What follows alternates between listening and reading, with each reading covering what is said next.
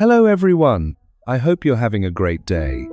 Today, we're going to explore the night Alex finally stops hesitating, and with one simple dinner, one small box, and one honest promise, everything in Tuna and Henry's life is about to change forever. If you enjoy this story, don't forget to subscribe so you won't miss the next videos. The only light in the nursery came from a small nightlight near the wall, a soft glow that barely reached the wooden crib. Alex sat on the floor, staring at Henry's tiny chest rising and falling in a steady rhythm. The baby's fingers opened and closed in his sleep, like he was catching a dream.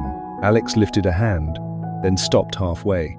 He didn't want to wake Henry, and if he was honest, he didn't want to wake the guilt either, the heavy feeling that had been sitting inside him for 2 months. 2 months since Henry arrived, and still Alex hadn't given Tuna what she quietly deserved. An official place beside him, a promise he would say out loud instead of only implying in private.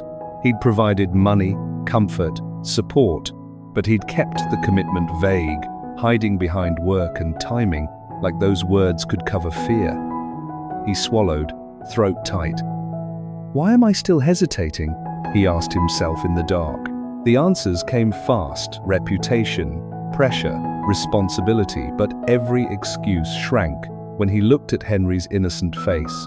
The truth was simpler. He was scared of changing his life in a way he couldn't control. Alex rubbed his eyes and pictured Tuna on quiet evenings, feeding Henry, cleaning up, moving through the house like she was trying not to take up space. She never demanded, she waited, because she'd learned patience the hard way. He exhaled slowly. "My silence isn't protecting anyone," he admitted. "It's hurting her." The realization didn't come like thunder. It came like a door closing quiet, final. He stood up carefully and leaned over the crib. This time, he let his fingertips rest on the rail. "I'm going to fix this," he whispered. Henry didn't stir. He just breathed on, warm and safe, unaware that something inside Alex had finally shifted. By morning, sunlight spilled through the curtains and spread across the kitchen counter. Alex looked exhausted, but his mind felt unusually still. There was one clear direction now, and it steadied him. On the counter lay a scrap of paper with a messy list in his handwriting. Chicken fur, grilled pork, vermicelli, crispy banchetto, mung bean sweet soup. Dishes Tuna had mentioned before, usually in passing. The way people talk about comfort food when they're too tired to say they miss home. Alex opened the fridge and pulled out what he'd bought. Lemongrass, shallots, lime leaves, herbs, fish sauce, vegetables, chicken, pork. He tied on an apron and rolled up his sleeves. It felt strange, him, who could run a company, standing here worrying about heat and timing, but today that was exactly the point. He started the broth first. Ginger and onion hit the pot, and soon the kitchen filled with that deep, familiar smell that makes a house feel softer. He chopped shallots and bruised lemongrass, letting the sharp, clean scent rise as if it could cut through the fog he'd been living in. He glanced down the hallway. Henry was still sleeping. The house was quiet in that rare way it gets before a day fully begins. Alex's eyes landed on a small photo on the shelf. Tuna, holding newborn. Henry, her smile tired but radiant. His chest tightened. "You've been doing everything," he murmured. "And I've been standing halfway in." He kept cooking. Pork sizzled. Sauce came together. He tasted, adjusted, tasted again. He tried to remember how Tuna liked it more sour, not too sweet. He wanted her to feel seen in the details, because details were the parts of life she'd been carrying alone. By early afternoon, the food was ready, and the kitchen finally looked less like a battlefield. Alex cleaned the counter, stacked bowls, and set the table with a simple white cloth. No flowers, no show, just warmth, placed carefully where she could touch it. He arranged the dishes neatly: banchetto, crisp and golden, noodles and grilled pork with herbs, a pot of fur steaming gently, and the mung bean sweet soup cooling beside it. Then he moved Henry's crib closer, angled so Tuna could see him from the table without getting up. Last, He placed a small box beside the dessert bowl. His palms went damp. This was the part that mattered most, because it wasn't about food. It was about stepping forward and not stepping back. Late daylight turned the walls gold. The house smelled like lemongrass and comfort, and something new, courage. Alex stood in the dining room, listening for the door, like he was waiting for a verdict. When it opened, it was gentle. Tuna stepped inside, shoulders slightly slumped, the tired kind of tired that doesn't come from one bad day, but from carrying life without rest. She started to take off her shoes, then the smell hit her chicken fur, warm and familiar, pulling memories straight out of her chest. She froze. Her eyes tracked down the hallway and landed on the dining room. Soft light, a clean table, Vietnamese dishes arranged with quiet care. Her bag slipped from her hand and hit the floor with a small thud. Tuna walked forward slowly, as if she was afraid the scene would disappear if she moved too fast. Alex came out of the kitchen, apron still on. He stopped a few steps away, not crowding her. "You're home," he said softly. Tuna stared at him. Surprise flickered across her face, then something more fragile, relief mixed with caution, like her heart wanted to reach out, but still remembered how to protect itself. "What is all this?" she asked, voice low. Alex glanced at the table, then back at her. "Dinner," he said. "For you, for us." Tuna's eyes shimmered. She wiped quickly at the corner, pretending it was nothing. From the next room, Henry made a small sound in his sleep, and that tiny noise grounded her. They sat down together. Alex served her first, setting the bowl in front of her with both hands, careful like it mattered. Tuna picked up her chopsticks, stirred the broth once, and inhaled slowly. The smell wrapped around her like a blanket. She took a bite, then another. Her shoulders eased, little by little, as if her body was finally believing she was allowed to be cared for. Tuna ate slowly, almost carefully, like she was trying to understand what this meant. The broth tasted like the late nights she'd once talked about, warm, simple, honest. For a moment she saw flashes of her old life, a cramped kitchen, steam on the windows, the way she used to eat standing up because Henry needed her hands. Here, she was sitting. Someone else had cooked, someone else had thought ahead. She glanced toward the crib. Henry was still asleep, cheeks round, lips parted in a peaceful little smile. Tuna's throat tightened. She didn't want to cry again, not tonight, not over something that felt so fragile. But her eyes betrayed her anyway, shining as she looked back at Alex. Alex held her gaze for a second, then looked down at his own bowl untouched. He'd practiced speeches in conference rooms, negotiated with people who never smiled, but none of that prepared him for this. He could feel the words stacking in his chest, apologies, promises, fear, love, waiting to come out the right way. He took a breath, steadying himself, the way he always did before a big decision. Alex watched her, quiet and steady. He didn't want applause. He wanted the chance to do better. After a few minutes, he cleared his throat. His hands on the table trembled slightly. "Tuna," he said, voice rough. "I need to talk to you." Alex watched her for a second, then finally said it again, slower this time, like he needed the words to land properly. "Tuna, I need to talk to you." Tuna set her chopsticks down. She didn't look away, but her fingers curled lightly around the edge of the bowl. A small sign she was bracing for something. "Okay," she replied, voice calm, but her eyes cautious. Alex swallowed. "These last 2 months, I've been living with this stupid idea that if I stayed quiet, everything would stay safe." He gave a short, humorless laugh. "Like if I didn't put a label on us, nobody could hurt us. Nobody could judge you. Nobody could judge Henry." Tuna blinked, and her lashes caught a thin line of tears. "So you thought silence was protection," she said softly. "I did," Alex admitted, "and I was wrong." He leaned forward, elbows on the table, palms open like he was surrendering. "Because while I was telling myself I was being careful, you were sitting here every day wondering where you stand, wondering if I'm serious. wondering if I'll disappear the moment things get hard. Tuna's throat tightened. She didn't deny it.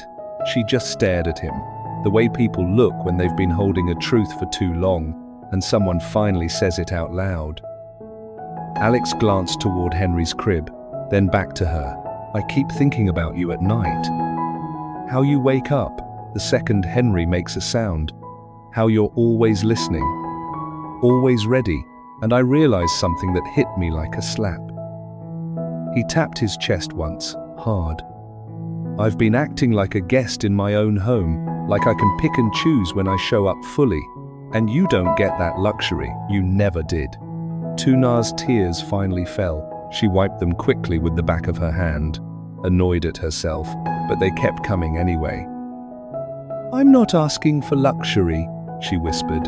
I'm asking for certainty. I know, Alex said immediately, and you deserve it.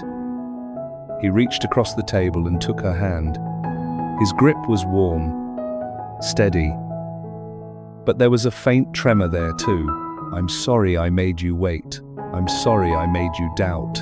I'm sorry I made you feel like you had to earn a place you already have. Tuna's fingers tightened around his. Sometimes I felt like I was living in between, she admitted. Not fully alone, but not fully chosen either. The words stung Alex so sharply he flinched.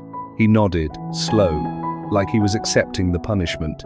That's exactly what I did to you, he said. And I don't want that to be our story. For a moment, neither of them spoke. The house felt very quiet, like it was listening too. Then, from the crib, Henry made a small sound. A soft coo that broke the tension just enough for them to breathe again. Tuna looked toward the crib automatically, instinct pulling her halfway up from the chair. Alex squeezed her hand gently. I've got him, he murmured. Just sit, please. Tuna hesitated, then sat back down. That tiny choice letting him handle it felt like a trust exercise in real time. Alex stood, walked to the crib, and leaned over. Henry's eyes were open now, bright and curious, mouth forming a small O, like he was about to complain. Alex whispered, Hey, little man, give us 1 minute, okay? He picked Henry up carefully and bounced him in slow, practiced motions. Henry fussed once, then settled, tiny hand grabbing at Alex's shirt collar. Alex returned to the table with Henry resting against his shoulder. He didn't sit yet.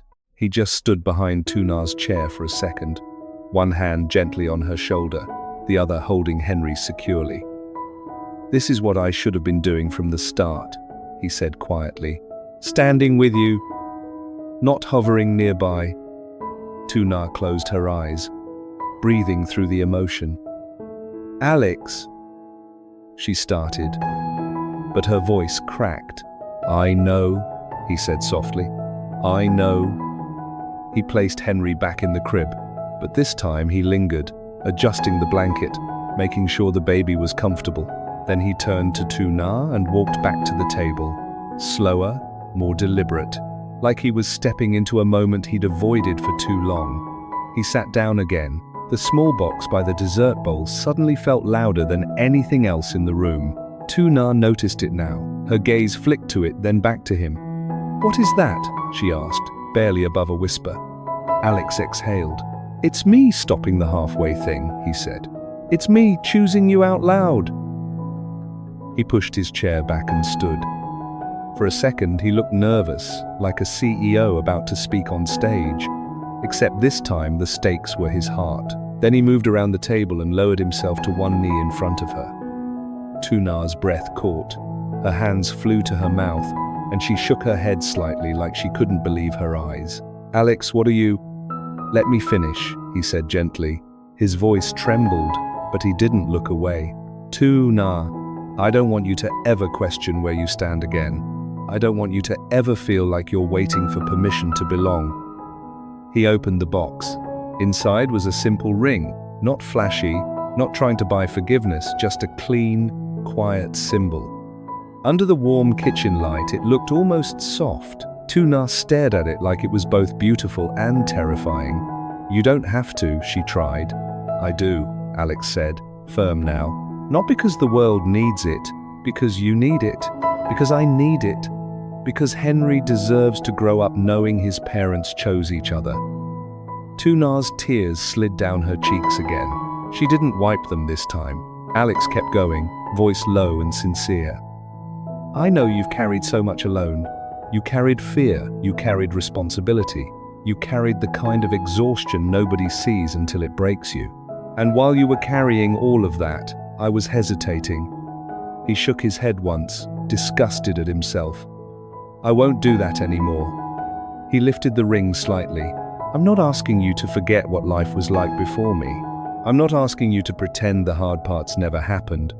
I'm asking you to let me stand beside you for the rest of it. Officially, publicly, for real. Tuna's shoulders trembled. She looked down at him, and in her eyes there was a storm, love, fear, relief, old wounds, new hope. Alex softened his tone. Will you be my wife? He asked. Will you let me be your family in every way, not just in private moments when it's convenient? For a long second, Tuna couldn't speak. She reached out slowly, fingertips touching his cheek, like she was checking if he was real. Then she let out a shaky laugh that turned into a sob. Yes, she whispered. Yes, Alex. Alex blinked hard, eyes shining. Yes? He repeated, like he needed to hear it twice. Yes, Tuna said again. Stronger now, but only if you promise something. Anything, Alex said immediately. She swallowed. Promise you won't disappear when I'm not okay, she said. Promise you won't love me only when I'm strong. Alex's face tightened with emotion. He nodded. I promise, he said, voice rough. Even when you're tired, even when you're scared, even when you can't smile, I'm here. Tuna held out her hand, still shaking. Alex slid the ring onto her finger slowly, almost reverently, like he understood the weight of what he was doing. When it settled, it looked like it belonged there. Tuna stared at it, then looked up at him through tears. I can't believe you remembered, she breathed. Alex stood, pulled her up gently, and wrapped his arms around her. The hug was tight, not dramatic, just steady like a promise with a heartbeat. Tuna clung to him, forehead against his chest, and for a moment she didn't have to hold herself together. From the crib, Henry made a louder sound, the timing almost perfect, like he was announcing his own approval. Alex and Tuna broke apart, laughing through tears, and hurried to him together. Tuna lifted Henry first, and the baby immediately grabbed at her ring with curious fingers. She laughed, a real laugh, the kind that sounds like someone coming back to life. Look at him, she said, voice bright. He's already obsessed. Alex leaned in, kissing Henry's forehead, then Tuna's temple. He's just making sure it's real, he murmured. They moved back to the table, but the food didn't matter as much anymore. Tuna sat with Henry on her lap, and Alex sat close enough that their shoulders touched. Every few seconds, Tuna glanced down at her hand again, like she was afraid the ring would vanish if she didn't keep checking. Alex noticed and smiled softly. It's not going anywhere, he said. Tuna nodded, eyes glossy. Neither are you, she replied. Never, Alex said, without hesitation. They ate a little, mostly out of habit, sharing bites and soft comments, the kind of small talk that feels holy after a long silence. Henry grew sleepy again, eyelids drooping as Tuna rocked him gently. Later, when the dishes were cleared and the house was quiet, they stood together by the crib. Henry slept with his fist near his cheek, breathing slow and even. Tuna leaned into Alex's side. This is all I wanted, she whispered. Not the ring, not the dinner, just to know we're real. Alex kissed the top of her head.